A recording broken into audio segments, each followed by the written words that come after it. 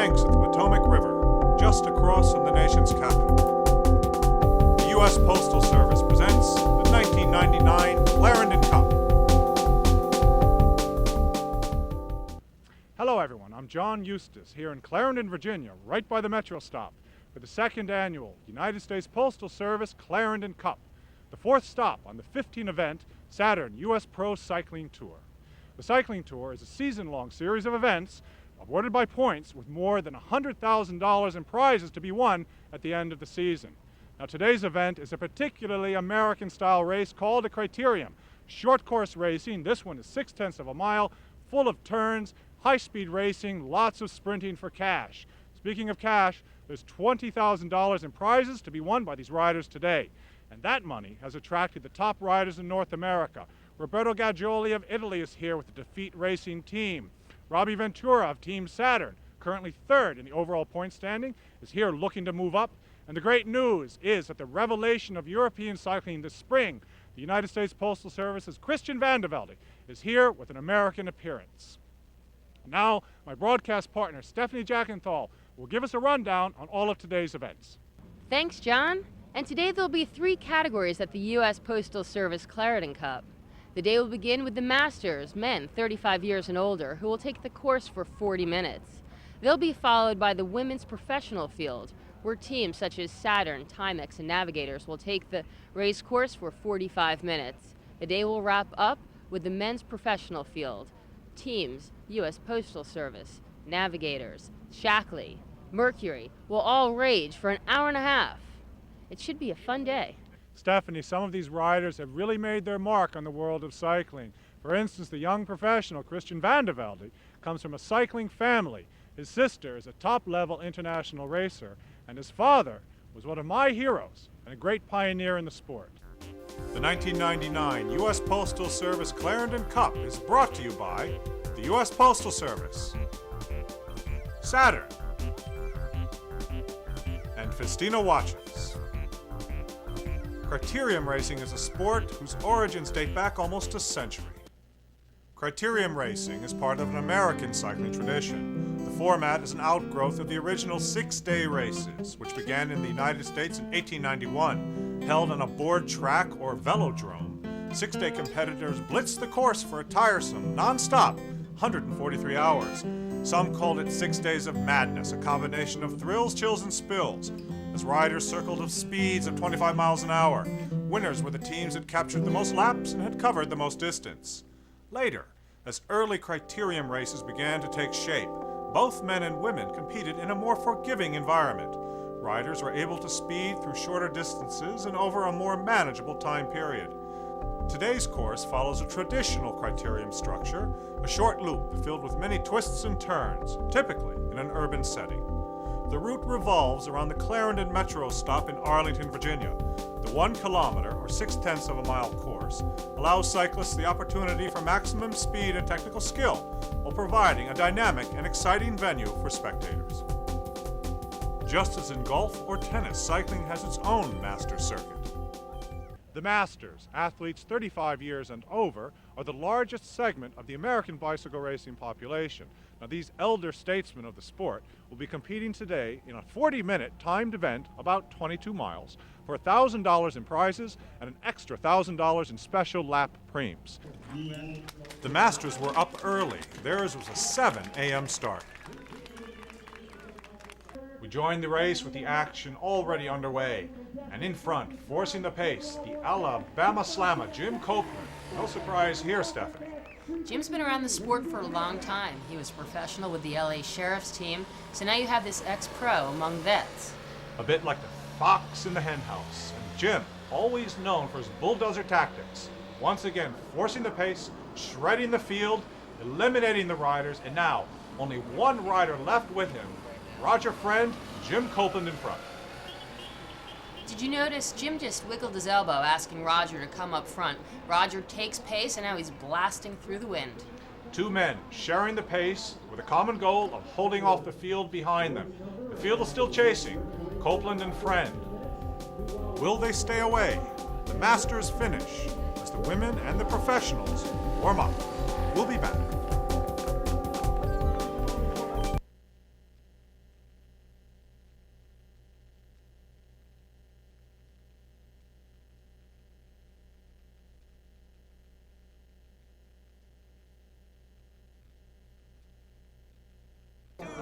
Welcome back to the 1999 United States Postal Service Clarendon Cup.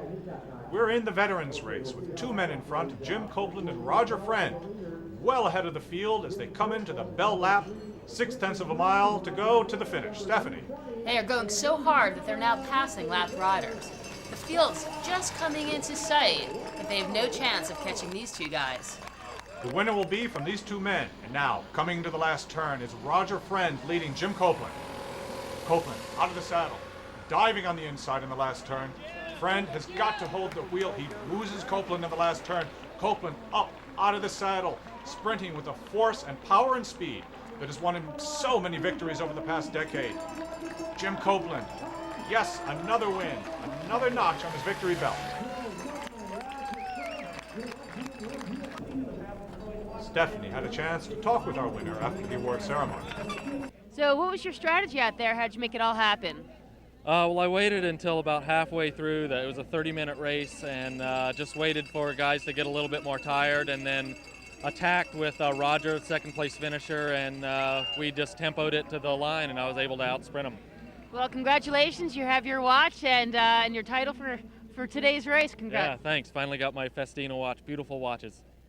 The women now take the line in a 45-minute timed event, about 25 miles, for a $5,000 prize list. It's a mixed field. You have international riders and local riders competing, but all eyes will be on the expected duel between Timex's Kendra Wenzel and Saturn's Nicole Reinhardt.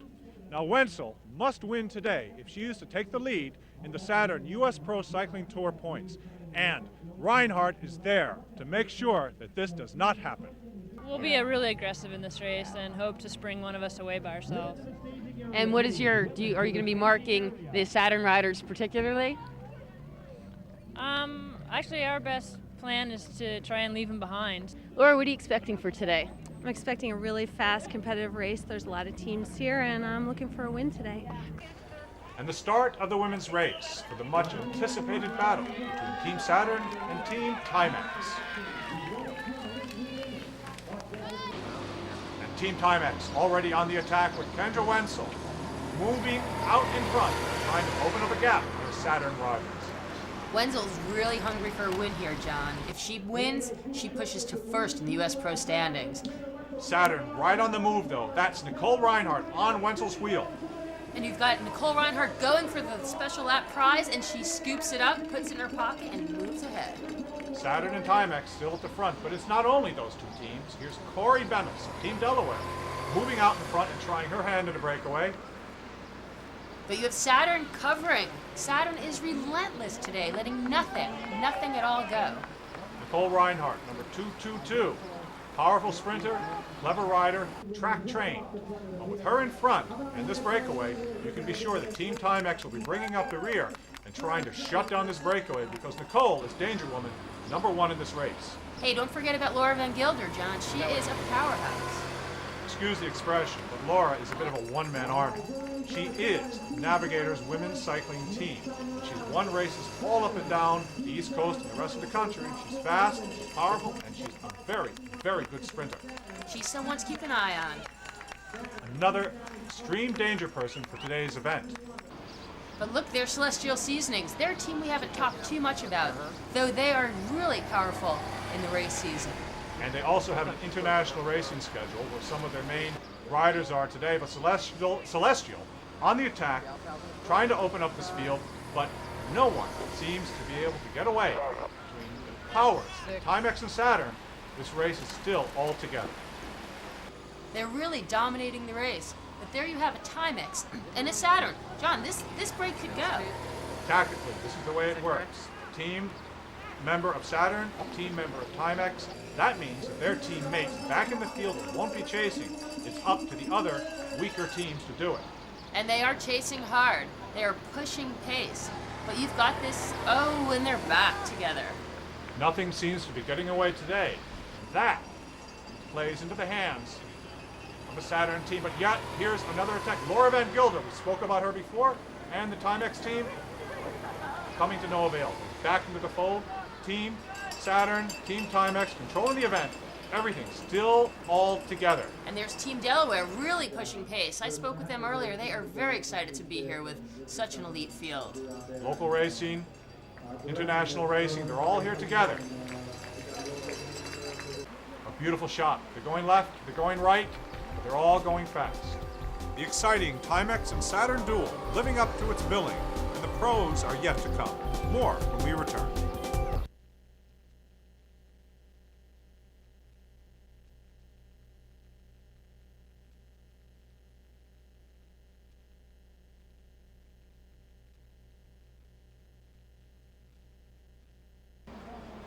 And we're back. The U.S. Postal Service Clarendon Cup. We're in the women's race. The last few exciting laps, we've seen a tremendous battle. Team Timex, Team Saturn. They fought, but they've neutralized each other, and they're all together now. It looks to be a field sprint. Odessa Gunn pushing pace and setting up the Timex train. They are going to try to get their sprinter to the line first. As they cross the line, they have one lap to go in this race. 1, 2, 3 purple jerseys all lined up from Team Timex, but now coming to the last turn. It's Wenzel and McCrae, but lined up right behind her in the blue. Laura Van Gilder and Nicole Reinhardt. The sprint is launched. On the right, McCrae. In the middle, Van Gilder. But on the left, Reinhardt. Neck to neck, spread out all across the road. A tremendous sprint. Who's it going to be? Oh, it looks so very close. Let's take a look at it from another angle. On the right, Reinhardt exploding into action, showing the track training that has made her the fastest sprinter in the United States. So Nicole Reinhardt pulls off the win, followed by Laura Van Gilder and Jennifer McCrae. Congratulations. Thank you. So you have had a huge battle between the Timex team. You had Kendra Wenzel out there and then Laura Van Gilder in the mix. What was going on for you? Well, it was a really great race. There were a lot of really good riders, and it was a really tactical, aggressive race the whole time. And I just had to keep my eye on, the strong sprinters because I was pretty sure it was going to come down to a sprint in the end, and it did. And so I lined up as best as I could and just came around on the last bit.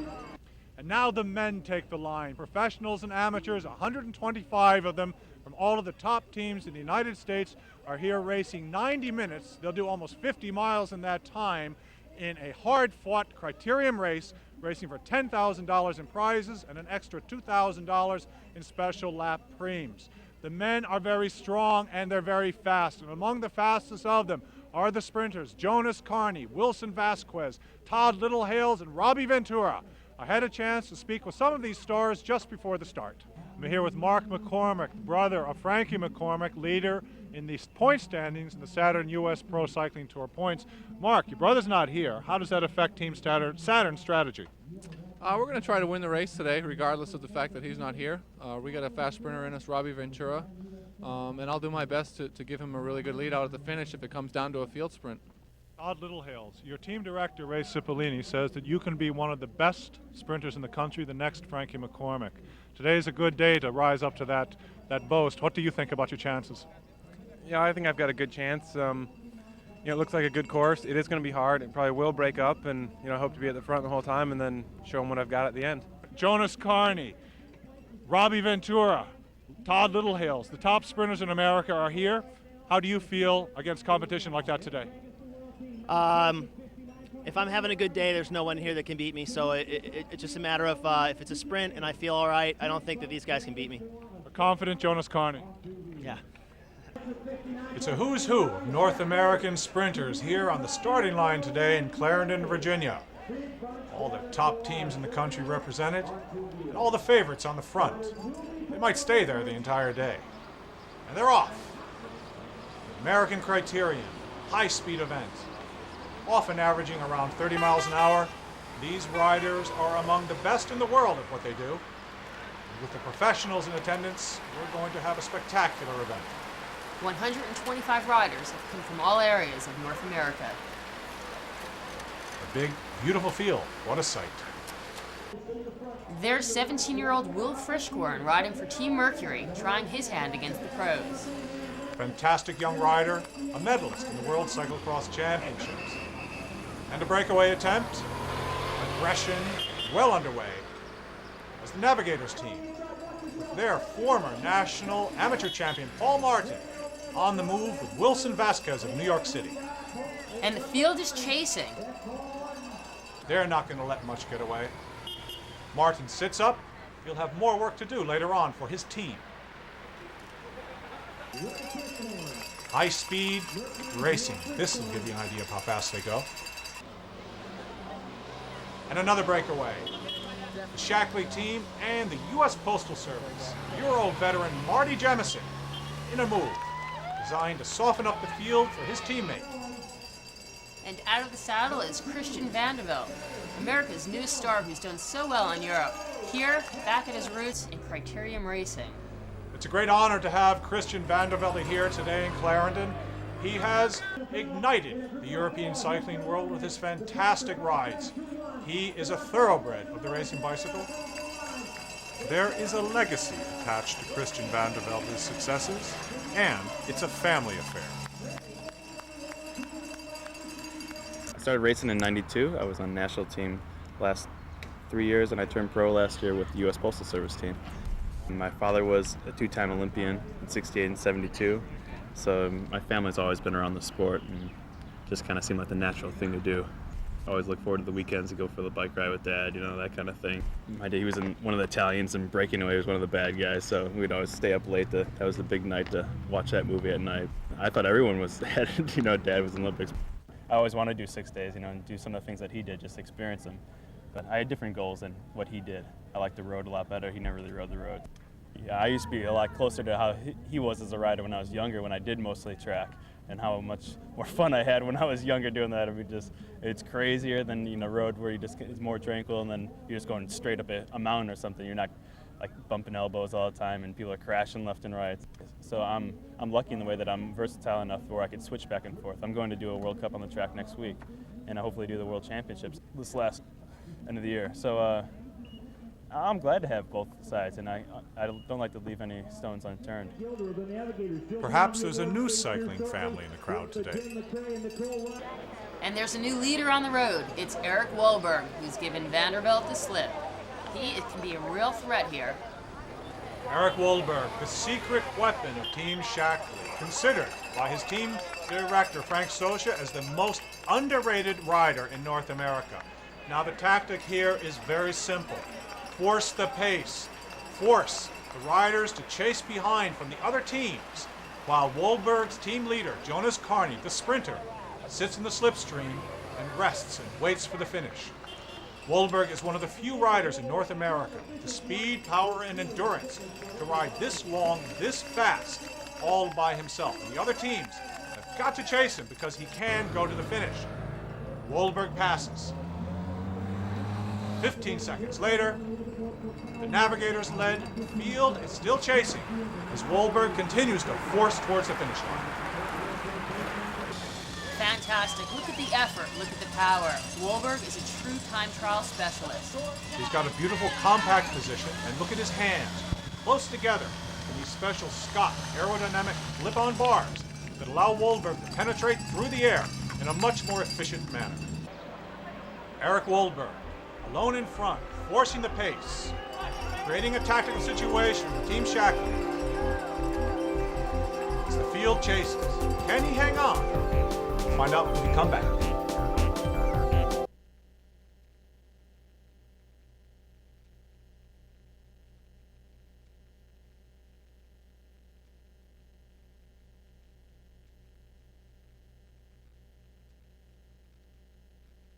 Welcome back to the U.S. Postal Service's Clarendon Cup. The action, fast and furious.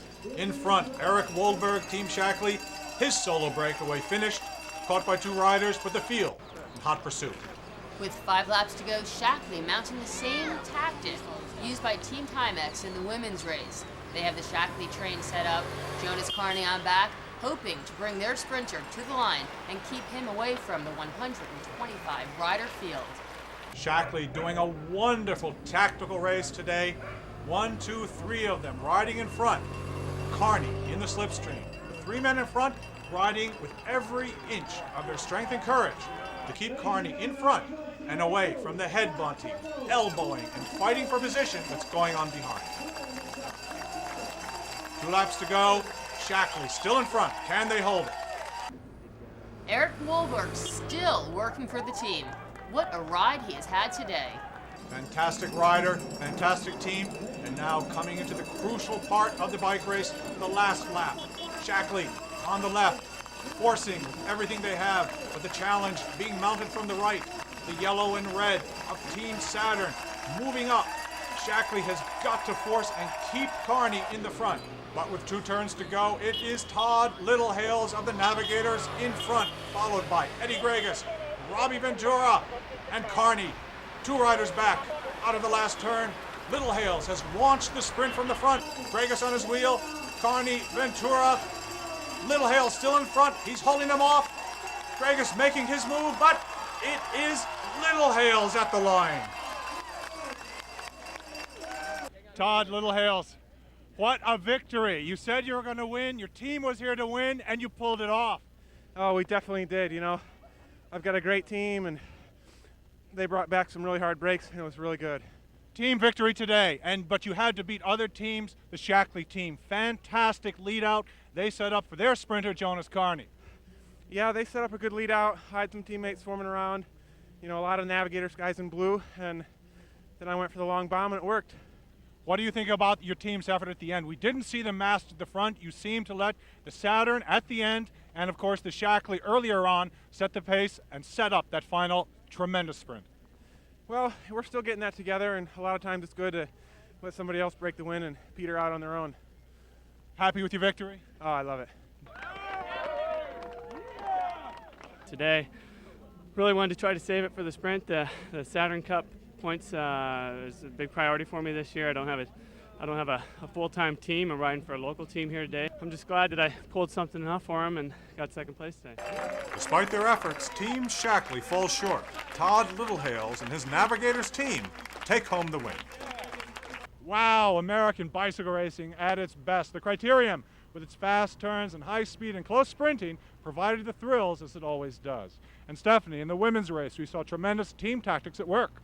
Timex had the numbers, but Nicole Reinhardt and Julie Hansen from Saturn, they just pulled it off. They certainly did, but in the men's race, the numbers worked as Team Navigators pulled off a win with Todd Littlehales out sprinting the rest, beating the Shackley-led freight train at the end. Stephanie, before we jump on the Metro and take it home, let's take this chance to thank the viewing audience and the public who are here in Clarendon today. As well, we'd like to thank the sponsors who've supported the 1999 Clarendon Cup. For Stephanie Jackenthal, I'm John Eustace. We'll see you next year.